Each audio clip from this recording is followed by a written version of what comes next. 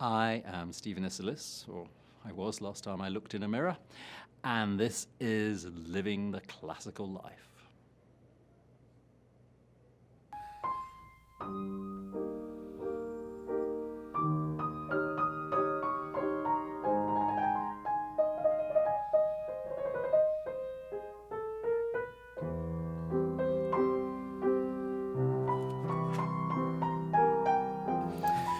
Mr. Isserlis, it's such a pleasure to welcome you onto Living the Classical Life.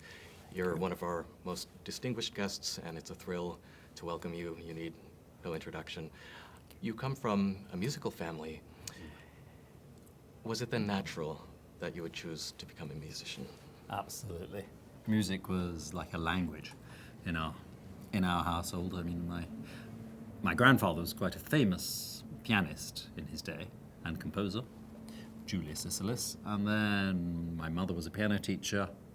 My father was a very keen amateur violinist, and by the time sort of anything registered, my sisters were already playing music, and now one is a violist, Annette, and then Rachel was a violinist, and we had a dog who used to sing, so everybody in the family was a musician.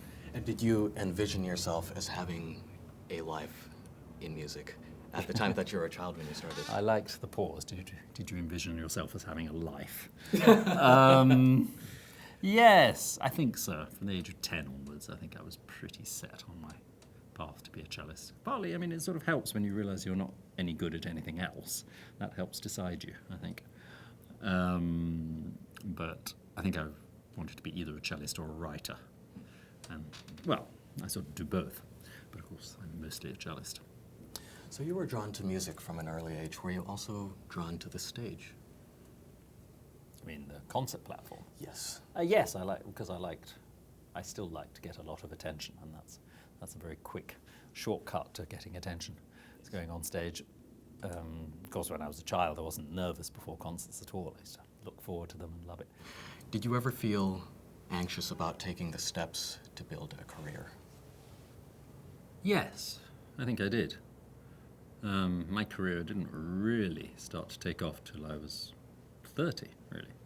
I was by no means a prodigy, although I did give concerts as a teenager, but it really started very slowly, and I didn't win any big competitions. It really came about from word of mouth more than anything else, my career. I mean, I started playing Joshua Bell, for instance, when I was in my late 20s, and he was very generous and nice to, he recommended me everywhere, which is very nice of him. And other people like the pianist Olli Mustonen, I played with him around, I suppose, at the same time. Anyway, it always happened in incredibly slow increments in my career. But then that sort of, even though it was often frustrating, it also gave me a chance to grow musically and sort of find my own voice, which if I'd had to be giving sort of huge concerts by the time I was 20, it would be much more difficult to do, because I was very much always following a different path than most musicians, because I was brought up in a different path from most musicians. So, did you feel a pressure to have to succeed right away? Well, I felt pressure to have to earn a living, and I really didn't want to do sort of sessions or orchestral playing. So, yeah, there were times. I remember when I was in my early 20s, I was trying to spend like £6, about $10 a week for food. Wow. I got very thin. It was good. So yes, there was that. There was pressure, and there was sort of fear that I would never make it. But you sort of just have to go on with what you believe. Do you feel that young people today face ever more pressure through the commercialism of the music industry or image-driven concerns? I'm not sure it's pressure so much, but I think they're taken away from the path of real music making. And unfortunately, many of them enjoy it and they're very successful, not sort of just relying on a certain, usually a certain raw talent, but not actually thinking about music because they're too busy thinking about publicity and how to make a successful career, which shouldn't be the primary goal. I mean, it's great to have a successful career. Every musician, just about, is ambitious, whether they admit it or not. But if the career becomes more important than the music, then your soul becomes empty, I think. And it's, it doesn't make much difference for career success, but it makes a lot of difference for what it really means. So you've often spoken about music as a religious experience. At what point did music have that draw for you? When did you realize that this was... Well, religious sounds as if there's no humor. The humor in great music is just as important as the tragedy in it, I would say. I'd say one should approach it like a religion and like a science. There's a certain sort of ways of approaching music that are very sort of factual in a way. You have to analyze it somewhat in order to understand it. You have to get to know it, but you also have to have reverence that the composer is more important than you. That's really what I mean in that, you are serving a higher force. So in that way, it's religious. But it's, I don't mean in the trappings, the humorless trappings of religion. One thing that always struck me when I witnessed you playing in Cleveland and in Oberlin is that frequently you're smiling on stage. Was the concert platform always a place of joy for you? Well, it's not so much a concert platform, it's the music I'm playing. And Beethoven always makes me laugh. He has such a wonderful sense of humor in music. So does Haydn. They are two of the funniest composers. Bach, there's a lot of humor in Bach. In most great music, I would say there's a lot of humor. But Beethoven, you mentioned that you'd heard me play Beethoven with Bob Levin, and that's just, those pieces just fill me with this incredible joy. And there are bits that, just certain modulations where he's just being silly. He's really being silly, and I love it. I just love his humor, and his pleasure in life. So it's not really to do with the concert platform. It's to do with Beethoven, or whoever's music I'm playing. How important is it to understand the life and times of a composer in preparing a musical interpretation? For some composers, this seems very essential, but then there are other performers I've met who think it's just the music that speaks for itself. I would agree with them in principle, and it can be dangerous to know too much about composers' life. It's my hobby as well, music. I love to read about composers. I love to read their letters and get to know them better. But it's rare that I would sort of base an interpretation on a biographical fact. It would be very rare. And I think in some cases, like Shostakovich, you read these miserable accounts of his life, and then people start playing all his music with the same sort of grey misery. It's not. There's a lot of tenderness, there's a lot of beauty there as well. So, as I say, as a hobby, and of course because I wrote children's books about composers, so then I had to read lots and lots about their lives, and I love getting to know them. But I think occasionally, with a composer like Schumann, who sort of writes secret musical messages to his friends and lovers in his music, it's quite useful to know what he's quoting and things, and then to read what he writes about the pieces. It's always worth reading what a composer's written about a specific piece. But I could imagine, one has to imagine, understanding very much. We don't know about Bach's life, for instance. You have to get to know him through his music. And I think that's a general rule. You get to know the composer first through their music. So you've written these children's books. What do you get out of connecting with children? Fun. I don't do so many children's concerts, although I had my series here in New York for a bit. I love the questions they ask. I love their reactions to music. When you get a child's attention and enthusiasm, it's a great feeling, because they hold nothing back. And if you lose them, you lose them. It's a risk playing for children. They can get bored. But you just have to yank them back and make music fun. And I must say, I don't play any differently for children than I do for adults.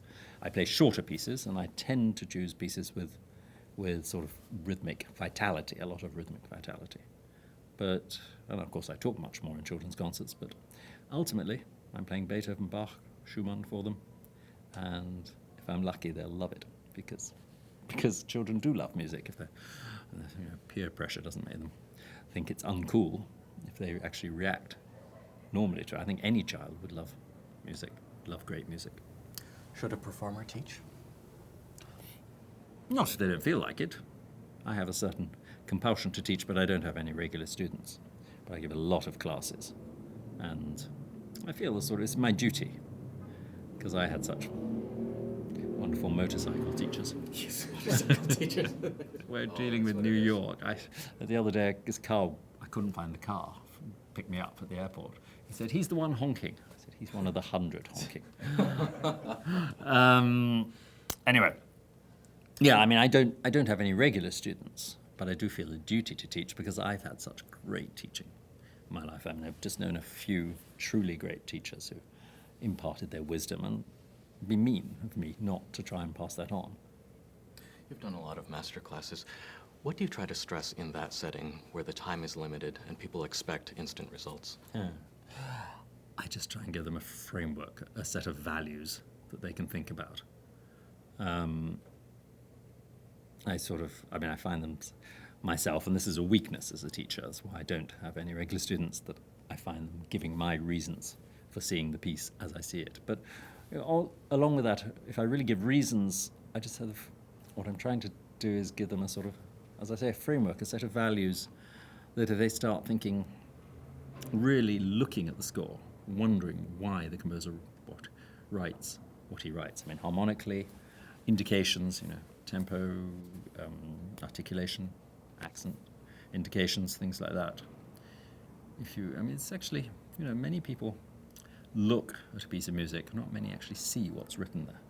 And the more, a typical example, and then I was, where I missed something very obvious, is when Robert Levin and I started rehearsing Beethoven's first sonata in F major. And in the introduction to the first movement, there's a chord for the cello, and it says arpeggio.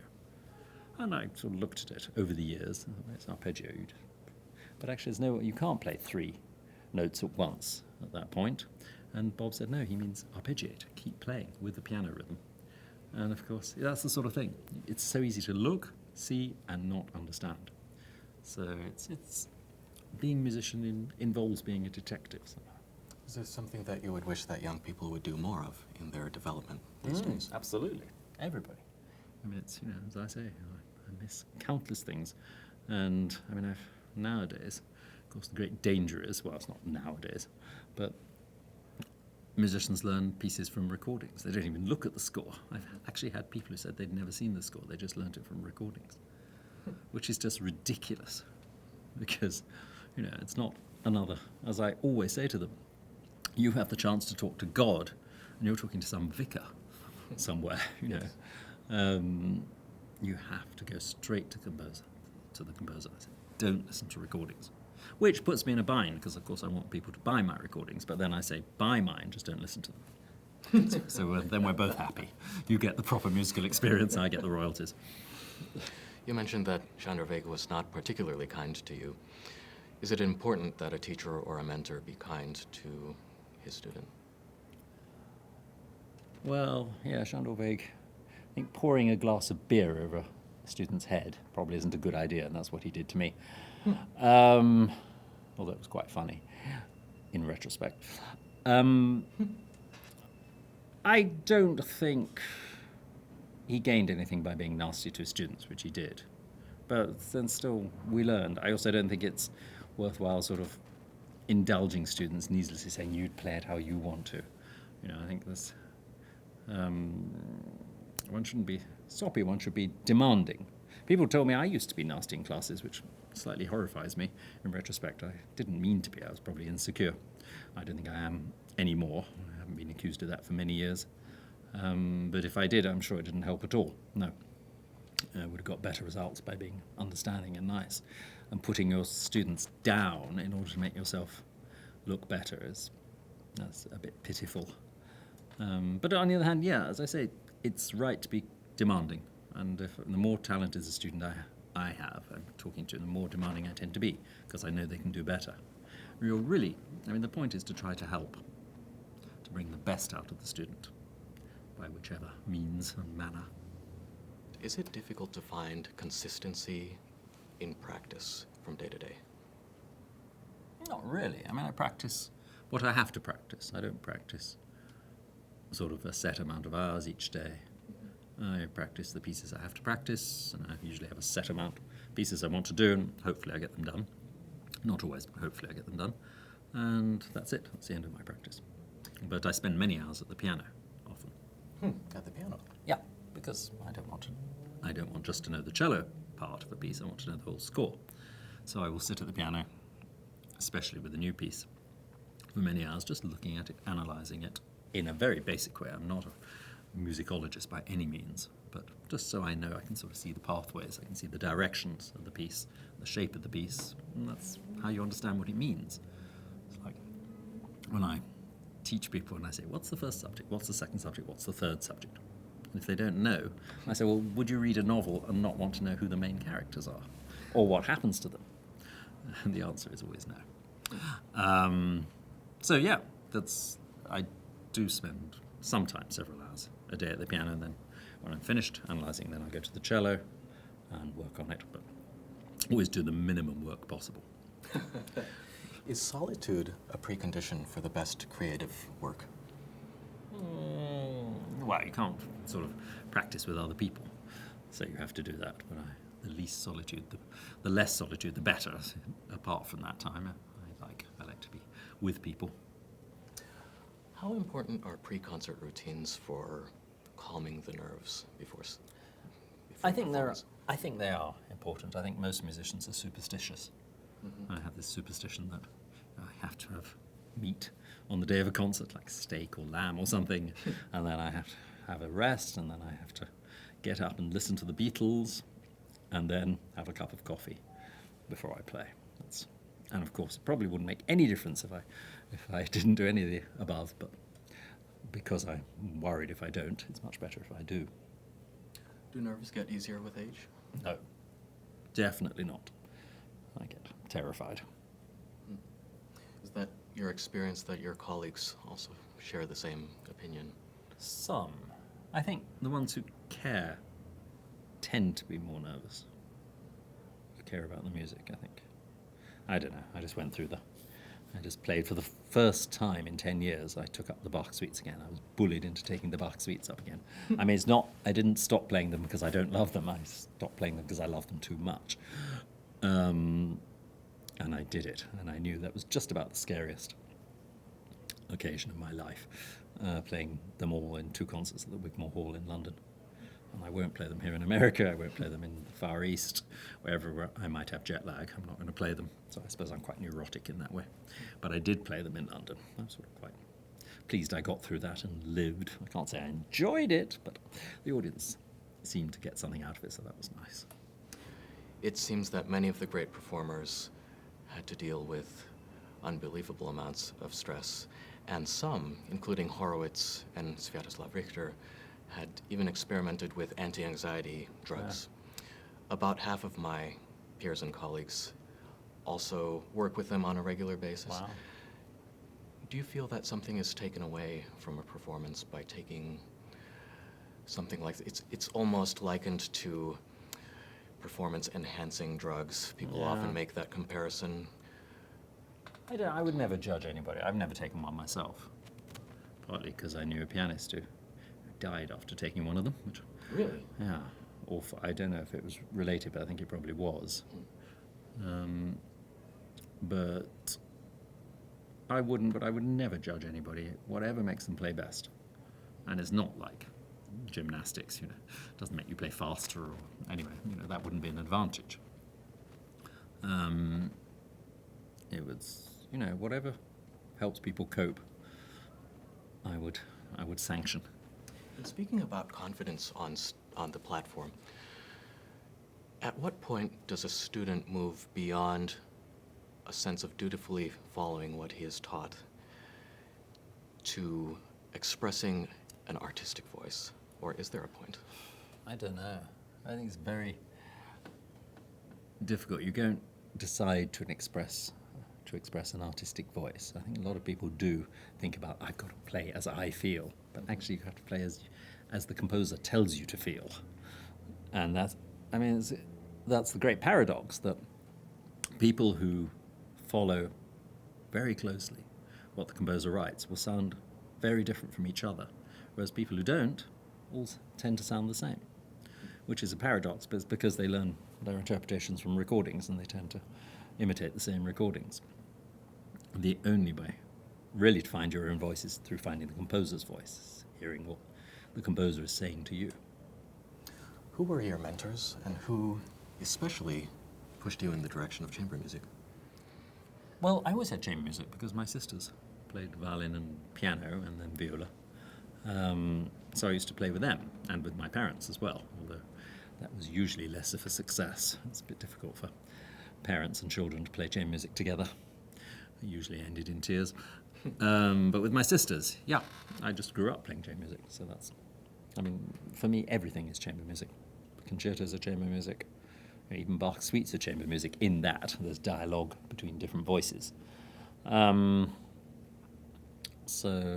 my mentors, well, my great teacher, with whom I studied from the age of 10 to 17, is a pretty much unknown lady called Jane Cowan.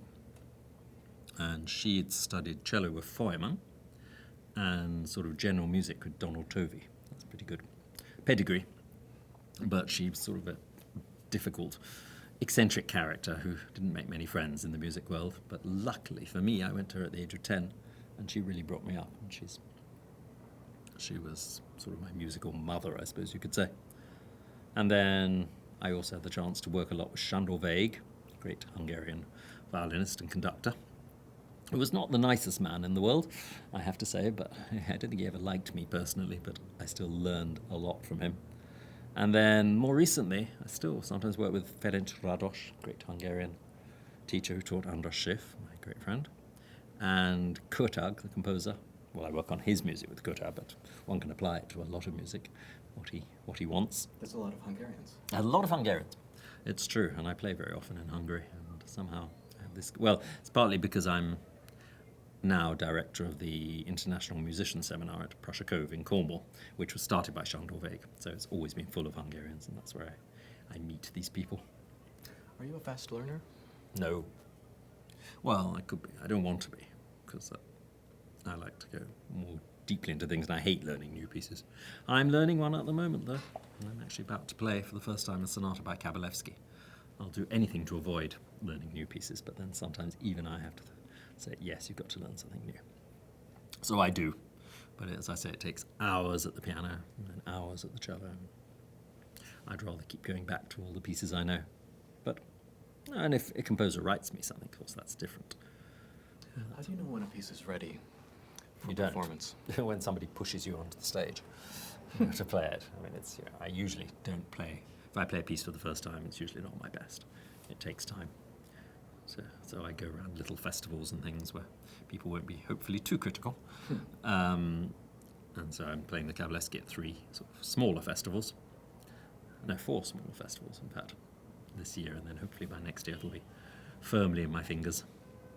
And, Are you equally at home in performance as in the recording studio? yes, I like recording.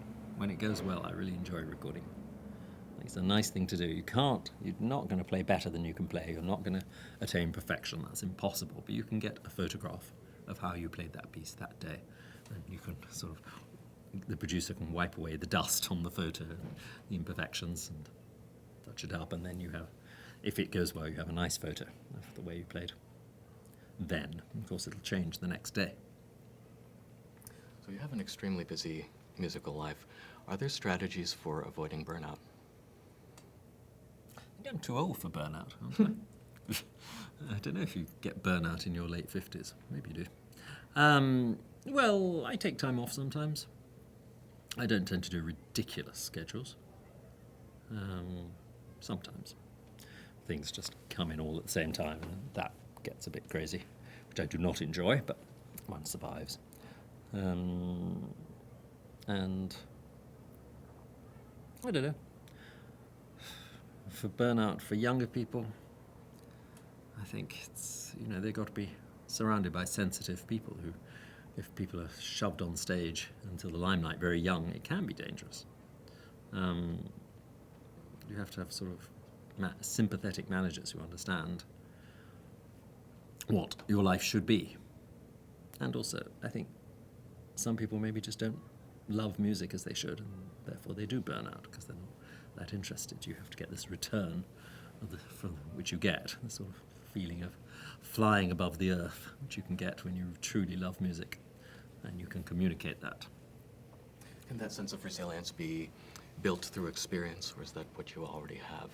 The sense of being immune to bad reviews, for If example. I wasn't immune to bad reviews, I would have thrown myself under one of those noisy trucks in New York years ago. I think we all get bad reviews. I've certainly had many bad reviews. And one reads them, one sulks, one gets furious, and then one goes on. I don't think I've ever had a perceptive, really bad review. I'm not sure I've had a perceptive, really good. Well, I sort of found them more perceptive, funnily enough, some of the really good ones. But, I'm not sure I've ever learned anything from a review. But I could have, if I'd been reviewed by Schumann. He was the greatest critic of all time, I think. I certainly could have learned. It's possible to learn. But generally, I do know one or two musicians who don't read their reviews, and they're the sensible ones. But those of us neurotic ones, we read and just carry on. It sounds like you're a prolific reader. Do you draw on other art forms for inspiration? Don't know. Enjoyment. I'm reading all the time. I'm always reading books. So I don't know if it comes out in the way I play. Probably not. So it can be interesting to read the literature that composers love, particularly like Schumann's love of Jean-Paul or whatever.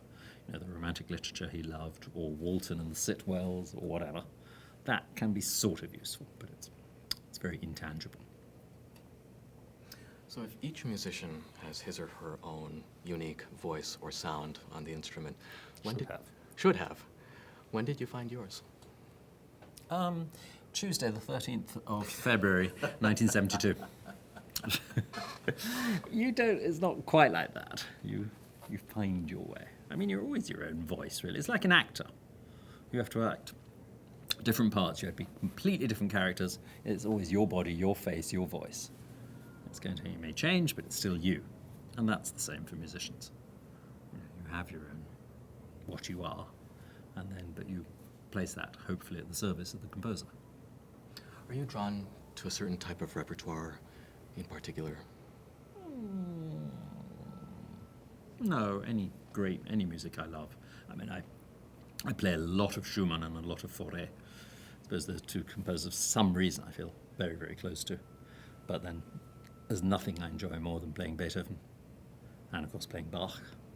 As I say, I can't say I enjoy it in public, but that's just because of the nerves of the music I adore. But some music I don't like at all, and then I won't play it. But I'm happy to play a lot, anything from Bach onwards, really. I play a lot of Russian music, perhaps because my father was Russian. I also play a lot of French music. Of course, German music can be quite good. So. Do you listen a lot to recordings? No, certainly not cello recordings. Although occasionally I revisit my heroes, Casals and Shafran. Those are my two great cello heroes. But no, I listen a lot. Actually, in the hotel rooms, I listen to Anders Schiff playing Bach. That often accompanies my morning ablutions, which is a bit sacrilegious because, of course, once you're shaving, you can't hear anything. But I'm sort of getting to know the 48 that way. I like to have music on a lot, the radio or whatever. So it's a bit of a drug.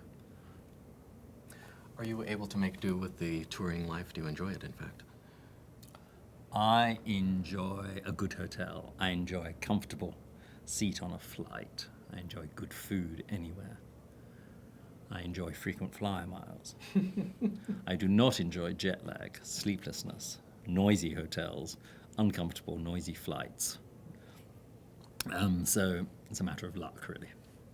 I look forward to long flights. It's great. You can get so much done. I love flying to Australia. Drive down like 16 times or something. It's great. You can watch whole films. You can write. You can do all sorts of things. You have lots and lots of meals, which is very good. I like that. But then lying there sleepless in the middle of the night, knowing that you have to play the next day. Oh. Even here in New York, when I was here a couple of months ago with my great friend Stephen Huff, we were giving recital, I think because he and I went to dinner with a friend the night before, and I had a very strong gin and tonic and some wine, and then I woke up 2 o'clock in the morning. I don't think I ever got back to sleep. to play tonight, got to play. But once I got on stage, it was okay. But yeah, so some aspects of touring I really enjoy. And of course, what I like best is seeing my friends in Sydney and New York and Tokyo and all these places. That's great. You can really keep up friendships. It can be easier to see people in these cities than it is to see friends in London and where I live. So that I really like. So, yeah, pros and cons. So we've spoken about the challenges of being a performing artist. What's the best part about being a performing musician? The music. Music is really the best bit. And we are living in the land of the gods. And we're talking with these incredible personalities, these souls are just talking to us across the centuries. And that's a delight, a joy, a privilege. It's everything. There's no feeling like it, like playing a Beethoven sonata and feeling somehow he's telling you something, you're getting this message and you're passing it on. That is a wonderful feeling. After that, I'd say the tension, the fees, the good food you get to eat. I like that as well, but seriously, it is the music. Mr. Isserlis, thank you so much for your time and for being here. It's been a thrill. It's been a pleasure. Thank you.